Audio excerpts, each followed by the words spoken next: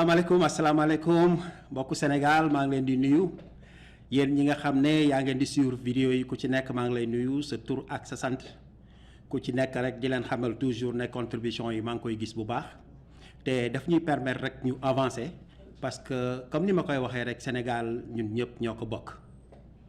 tey nag dama ñëw ci beneen aspect ndax situation politique bu Sénégal parfois man je me rends compte toujours rek ni ay cuune ñoo yor réew mi di ko doxal defe ne ay dof lañu dëkkal ay dof lañu nekkal ñoo xam ne xamuñu dara.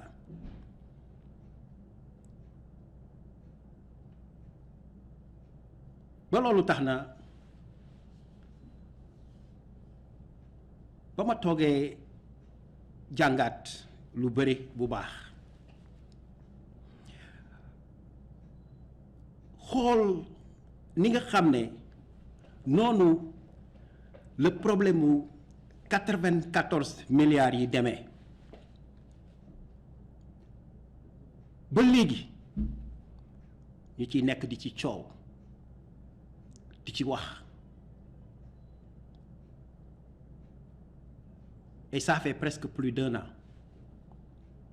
ku wax bàyyi rek jox sa moroom mu wax tey mi ngi ci loxo justice suba mi ngi ci loxo bële gannaaw suba mi ngi ci beneen loxo te le président Sonko a été très clair il a été très clair et positif dans ses dires ndax ba affaire bi ne cap moom def na li ko war en tant que citoyen dem def plaintam boobu kenn waxagul sax waxu élection dem def plaintam dem def li ci biir lépp dem teg ko ñu téye nit ñi di leen kële son excellence il s'en fout gars yi di ko yéexal ba fu mu nekk nii soo moytuwul dafa dara doon benn problème boo xam ne même ñi nga xam ne ñoo moom place bi nara ñu ci bénéficier wu dafa nar a xëy rek niil dafa nar a xëy rek niil ndax lan xam nañu ne le président Ousmane Sonko dëgg bu wër péng la leen tegal ndax bu fekkoon du dëgg on n'en parle plus. Je vous donne des cas très simples. Gouvernement Sénégal bi mu namee jël Assane Diouf déporté ko des États-Unis du Sénégal mais dara empêché wu leen ñu def ko bi ñu bëggee tëj Khalifa Sall mais dara empêché wu leen ñu def ko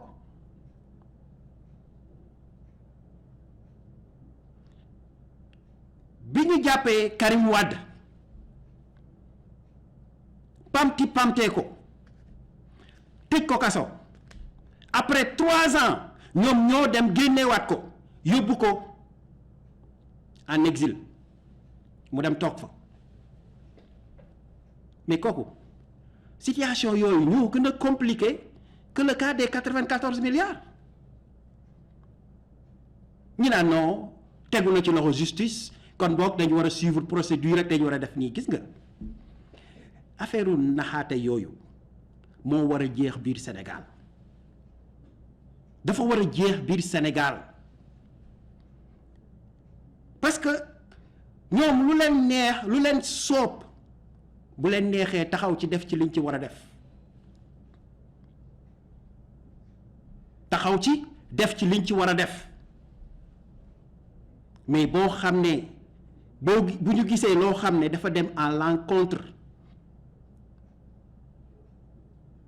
ci seen affaire ñu jël ko néewal ko di ko néewal ba xëy jël ko teg ko fële mu nekk un dossier boo xam ne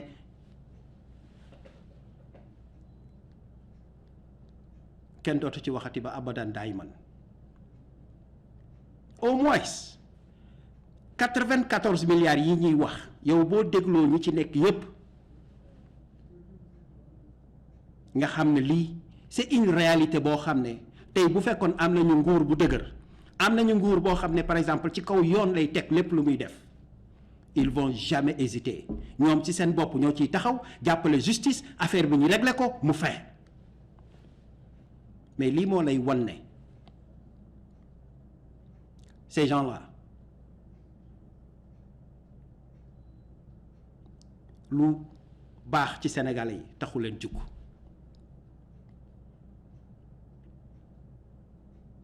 tout ce qu'ils sont en train de faire c'est de manigancer, manipuler l'opinion publique.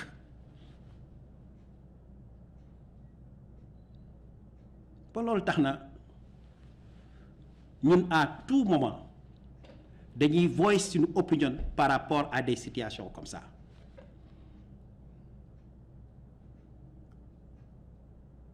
ñu xam ne le président Sonko il a été très clair te Sénégal nañu ubbi suñu bopp bu baax a baax te xam ne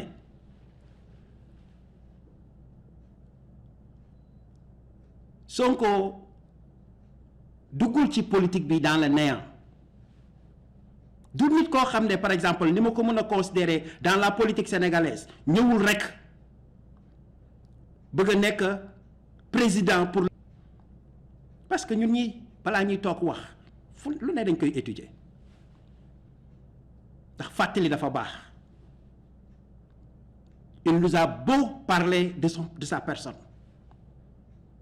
te am na des collègues yoo xam ne yu ko jege la ils ont fait des témoignages sur Sonko.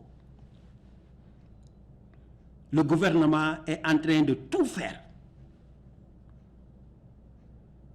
pour rek suul ko pour rek fay ko pour rek anéantir ko parce que xam nañ ne moom rek mooy force bi nga xam ne tey moo leen tere nelaw mooy comme ni ma ko waxee woon ci njëlbeen rek vous allez tout faire mais doo leen ko mënal dara parce que y a des personnes comme man comme ñeneen ak ñeneen ñoo xam ne ils ont pris ce combat là pas parce que dañu bokk ci parti Ousmane Sonko pas parce que dañu gis Sonko rek mu neex leen non ñun dañ fi nekk pour dëgg mooy comme ni ma leen ko waxee rek gis nga lu dul dëgg ay fen kese la ay fen kese la te on en a marre di toog di seetaan naka le gouvernement bi di manipuler cette injustice là comment ils sont en train de manipuler la mentalité même des Sénégalais ba tax na le problème des 94 milliards yi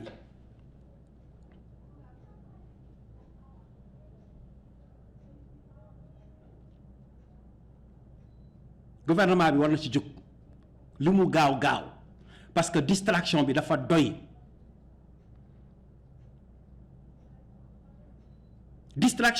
doy on en a marre fu mu nekk nii dañ ko teg ci kaw yoon bu ko defee ñi nga xam ne ñooy famille bi nga xam ne ñooy héritiers yi xam fi ñu féete population sénégalaise yi xam fi ñu féete yéen gouvernement bi aussi ngeen xam fi ngeen féete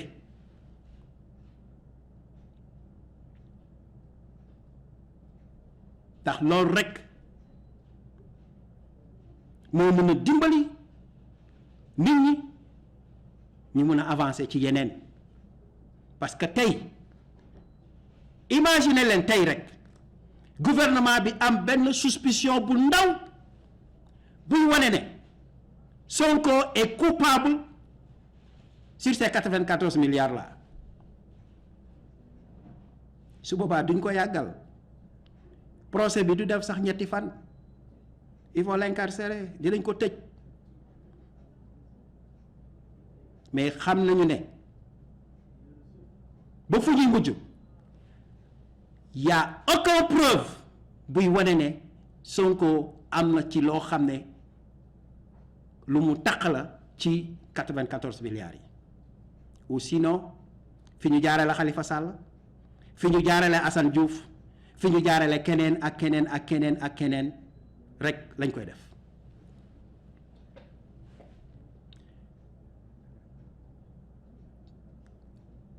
su ma jugee ci loolu am na loo xam ne fu mu nekk nii actualité la buy daw biir Sénégal pour te montrer comment ces voleurs de la République sont en train de piller le Sénégal di ñu nax.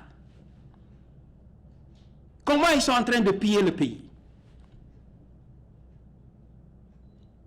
Muy le cas de Bougazeli ndax newoon naa affaire troisième mandat dootuma ci ñëwati parce que le président Ousmane Sonko l'a bien déterminé. Qu'est-ce qu'il a dit?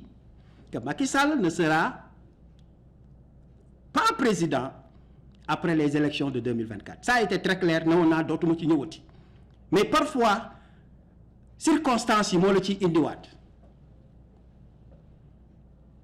ndax ñi fi taxaw ñëpp ne Macky Sall du dem troisième mandat ñëpp dañ leen dax jarul ma ci jaaraat mais il y a une seule personne qui a osé ñu tàllal ko micro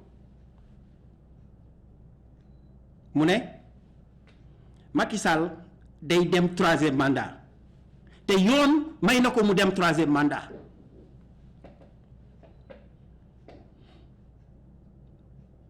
nee na yoon may na ko mu dem troisième mandat dama bëgg a ngeen déglu vidéo bi parce que j'ai pas l'habitude de jouer même des vidéos dans mes commentaires mais cette fois-ci il faut qu'on essaie de jouer cette vidéo.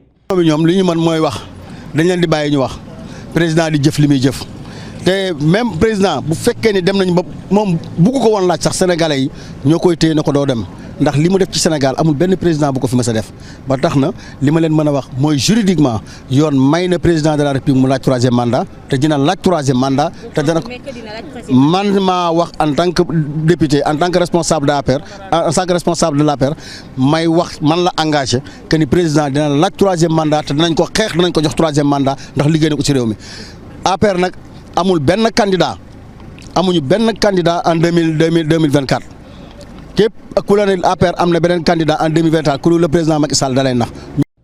moom la ñuy wax Bougazeli mu doon député et puis doon responsable au niveau de Guédiawaye sénégalais yi ma leen di laaj waaye pourquoi Macky dàqu ko comme dañuy bañ a wax dañuy bañ ko wax troisième mandat mais pourquoi dàquñu Bougazeli pourquoi dàquñu ko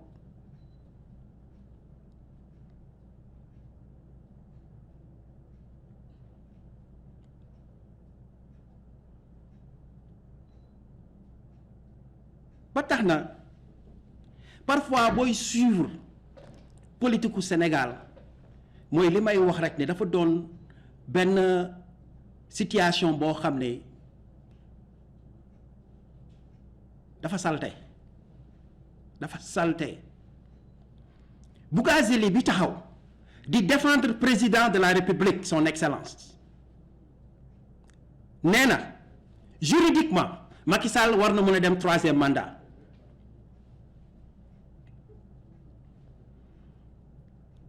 te nee na bu ñu jaarul sur le plan juridique sax sénégalais yi dinañ ko yëkkati joxaat ko mandat boobu tey kooku mooy ki nga xam ne biir Sénégal coow li ci kawam la nekk ndax lan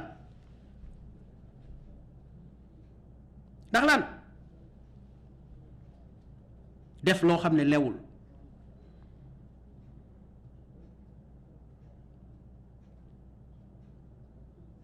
moo lay wan ni dañu am benn gouvernement boo xam ne kenn taxu leen fi toog seen bopp moo leen fi toogal ndax Bougazeli l'a prouvé encore il l'a prouvé encore ndax wane ni na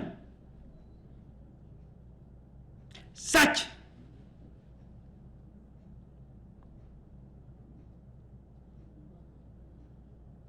moom la ñuy def saa yi ñu yeewoo ak saa yi ñuy nelaw sàcc alalu réew mi dem di ko foowee un responsable de haut niveau koo xam ne ci baatu askan bi la yore la ñuy jàpp ci lan trafic de faux billets. C'est vraiment décevant. C'est vraiment décevant. ndax looloo tax mu am fit jàkkaarloog Sénégalais yi amul lu mu leen di wax lu dul naan ñu Macky Sall war na def 3e mandat.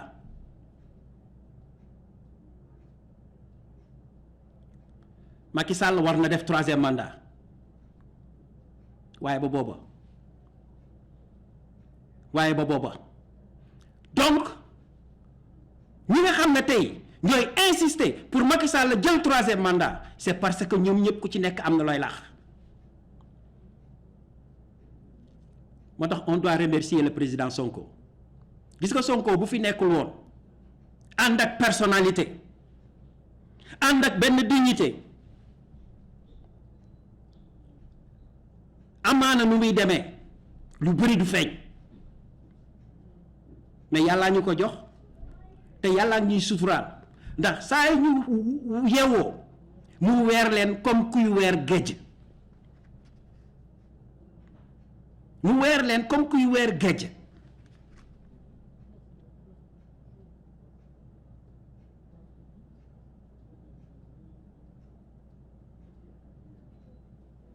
bàyyil ma jouer leen waat beneen vidéo boo xam ne son excellence monsieur le président de la république moo ko wax xam nga tombé moo waral ay gaaf parce que si je me souviens très bien 3 semaines passées am na loo xam ne waxoon naa ko ci affaire u dette yi mais dafa mel ni président ci xelam daf ma dégg di ma tontu ba tax na tey danaa leen ci may tuuti ngeen déglu ko ba pare man ma wax leen ci li ma xalaat. Nous assumons que nous nous endettons. Quel est le pays au monde qui ne s'endette pas pour son développement? On me donne un exemple, un seul. Ça n'existe pas. Les pays développés, eux, ils peuvent aller jusqu'à 150% de leur PIB, 130%, 120%. Mais à peine 50 et quelques, 60 que tout le monde dit, ouais, la dette, le risque sur l'endettement, nangam, nangam. Et il y a des gens chez nous qui sont les relais de ces champs. Les faux débats de oui, la dette, nangam, nangam. S'il n'y a pas de dette, il y aura des autoroutes. On va doubler ce qu'on a fait en électricité. Mais comment on va le faire? Déjà, nos recettes à peine payent les salaires et remboursent le service de la dette. Et après, le reste, comment il faut le financer? On fera le meilleur endettement possible. Nous avons créé un ministère spécialement pour ça. Nous avons des compétences pour négocier les meilleurs financements qui soient dans l'intérêt du Sénégal, et c'est ce que nous sommes en train de faire. Meilleur endettement possible. Meilleur endettement possible. Merci, Monsieur le Président, Son Excellence, Monsieur Macky Sall.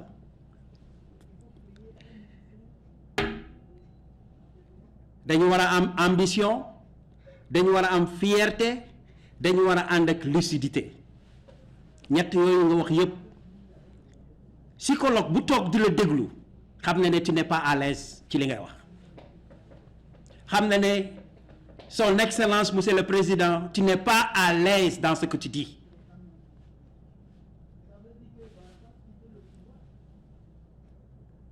tu n'es pas à l'aise dans ce que tu dis. Pourquoi je dis ça? nga ne amul ci àddina bi benn pays boo xam ne du am dette pour développer dëkkam, mais avec la manière et aussi avec la façon. Au Sénégal, en ce moment, on parle d'un développement participatif. Moi, je te voyais bien nga jàkkaarloog ak sa ay nit, parce que doo def jotaay boo xam ne peut-être Malick dana fa toog nga ne ko Malick prends la parole pour me dire ce que tu penses. Et je vais te le dire ce que je pense. Et comme je passe cette occasion, je vais utiliser le micro, je vais utiliser les studios de Tempo Afrique TV pour te dire ce que je pense. On parle de développement participatif. On ne parle pas de dette. Mais fan ngay jaarale dette bi ngay jël, c'est ça qu'on parle, monsieur le président.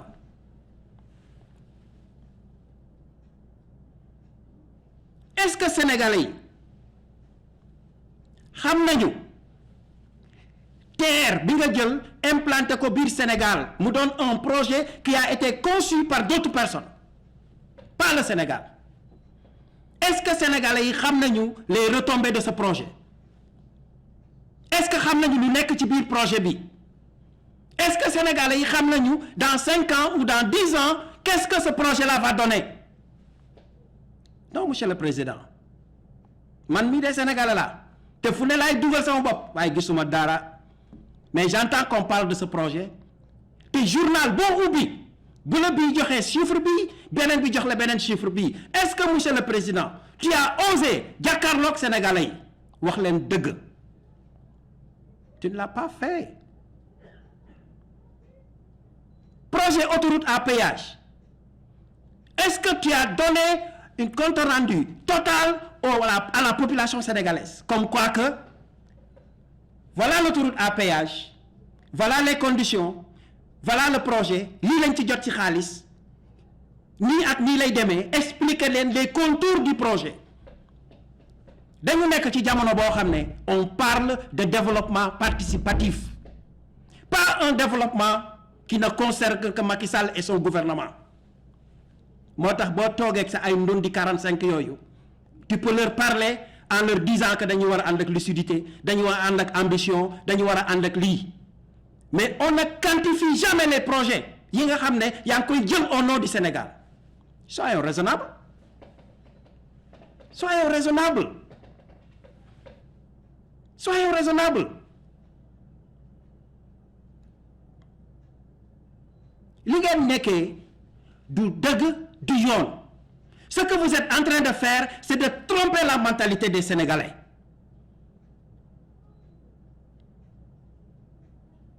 Da ngay lebi ba nga commencé ba leb ba léegi tey ngay door a xalaat ne war naa ut benn ministre boo xam ne ay des ministres compétents yoo xam ne ñooy dem toppatoo affaire leb bi, ñooy def lii, ñooy def laa, ñooy def laa. Mais qu'est-ce que c'est que ça encore?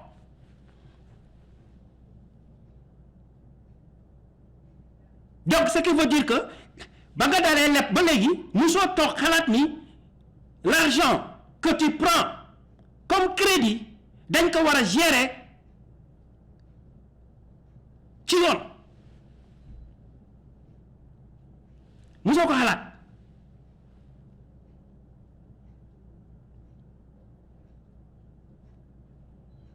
Donc mes chers Sénégalais, voilà ce que nous avons au Sénégal. Lii la ñu am biir Sénégal, nii la ñuy doxalee réew mi. Ñii am di gën a am, ñii ñàkk di gën a ñàkk. Ndax boo xoolee Sénégal 90% ñi nga xam ne ñoo fa am alal yépp ay politiciens lañu. Ku ci am as tuut sax léegi yaa ngi jéem a rapproché wu des politiciens pour mun a gën a am lu bëri. Mais soyons raisonnables. Son Excellence, Monsieur le Président, tu es en train de parler des choses yoo xam ne j'en suis sûr et certain que tu n'es pas confortable avec. Tu n'es pas du tout confortable avec.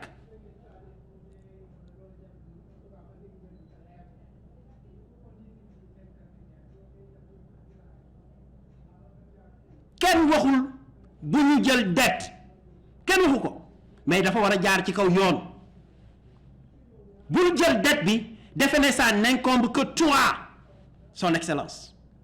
Dette bi ça incombe toute la population sénégalaise. Si on parle d'un développement participatif et durable, nga informer les Sénégalais, taaj leen, def conférence, xamal leen ne le terre tu l'as pris, voilà les contours. voilà la situation du projet dans 10 ans nii ak nii ak nii la war a demee loolu la ñuy xaar ci yow mais on n'attend pas nga toog fële di gëlëmal nit ñi. Come on, soyons sérieux. Soyons sérieux.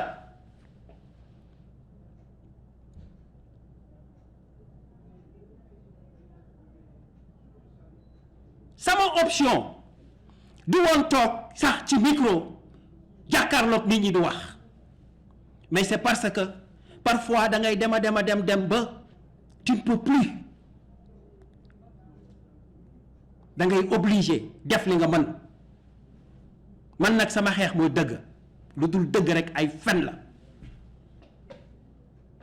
Monsieur le Président, tu n'étais pas du tout à l'aise dans ce que tu disais. Dis-moi une chose, est-ce que tu as une fois parlé des 94 milliards que Mamour Diallo a détournés? Est-ce que tu as une fois parlé de ça, Monsieur le Président, Son Excellence? Est-ce que tu l'as une fois dit? Waxoo ci dara. Est-ce que tu as une fois parlé du détournement que ton frère Alioune Sall a fait dans le pétrole du Sénégal? Est-ce que tu as une fois dit quelque chose, Monsieur le Président? Non. Est-ce que tu as une fois parlé de Mame Mbaye Niang avec le Prodac? Qu'est-ce que tu as fait? Da nga ko jël wàccee ko làq ko pour que les gens n'en parlent pas. Tu penses que les Sénégalais sont fous? Mais soyons raisonnables. Soyons raisonnables.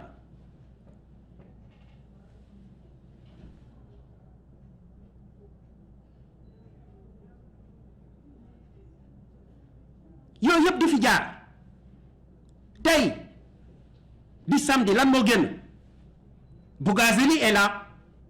Qu'est-ce qu'il a fait? Détournement, faux billets, des trucs yoo xam ne ça ne donne pas un exemple bu baax ci doom koo xam ne mi ngi juddu Sénégal. C'est des histoires que je n'ose pas toog ak sama doom di ko expliquer. C'est honteux. Et son Excellence, Monsieur le Président de la République, n'a jamais dit un mot sur ça. Et come on. Come on. Mais nga naan lépp baax na. Lépp baax na. Ku yaakaar lépp, c'est parce que da nga parewul pour mouiller le maillot. Da nga parewul pour montrer un bon exemple à ta population. Parewoo pour def ko.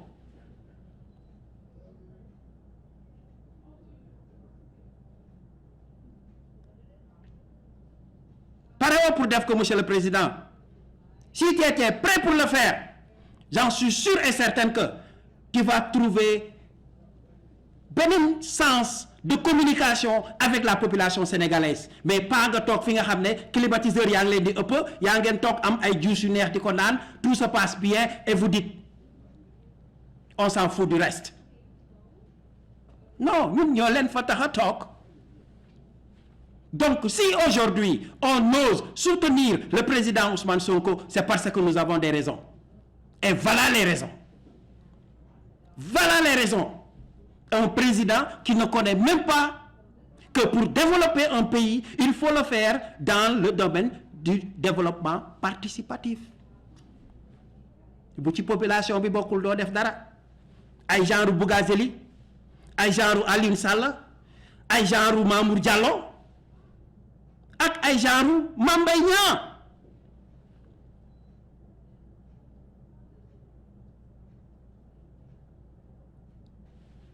Come on, soyons raisonnables. C'est ça le gouvernement de Macky Sall.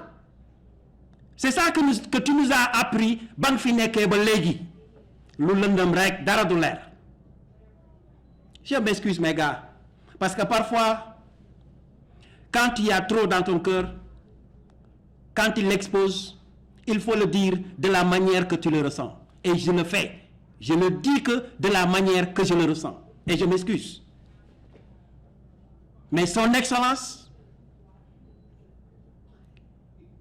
j'ai été surpris de l'écouter en train de parler de la dette sénégalaise que dafa war a continuer di def dette. Je le dis et je le répète toujours, les présidents africains ne sont que des présidents de merde. Mais aujourd'hui, il y a un qui est sorti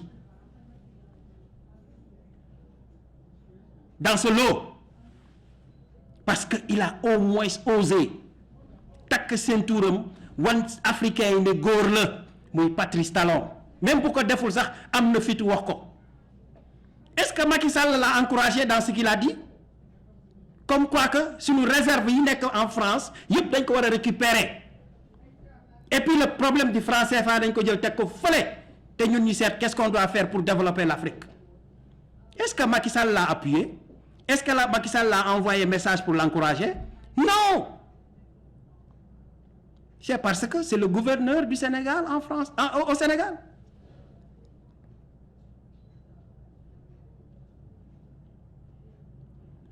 Donc, j'ai été très choqué bi ma toogee déglu mon président wax lu mel noonu. Ça m'a choqué. Ça m'a vraiment choqué. Et j'ai été vraiment déçu. Son Excellence.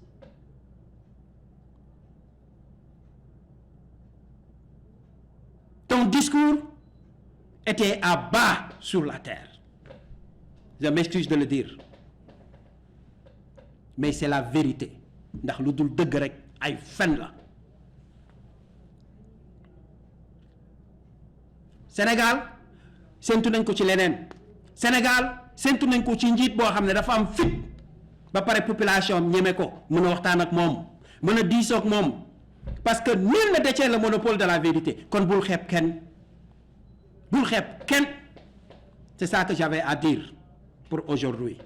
Je vous remercie et à la semaine prochaine. Je pense que le cas de Sabodala dinañ ci dugg am luñ ci wax parce qu'il y a beaucoup de révélations yoo xam ne ñu ngi ci parce que c'est des projets yoo xam ne il faut que ñu ubbi ci bopp africains yi ubbi ci bopp sénégalais yi sax du moins ñu xam qu'est-ce qui se passe au juste mais yooyu yëpp dañ ñu koy nëbb bu ko defee des Bougazeli bu ko defee des Alioune Sall bu ko defee des Mame Mbaye Niang di roob Sénégal comme ils le veulent te Sénégal a ngi dëkk ci pauvreté boobu ba léegi.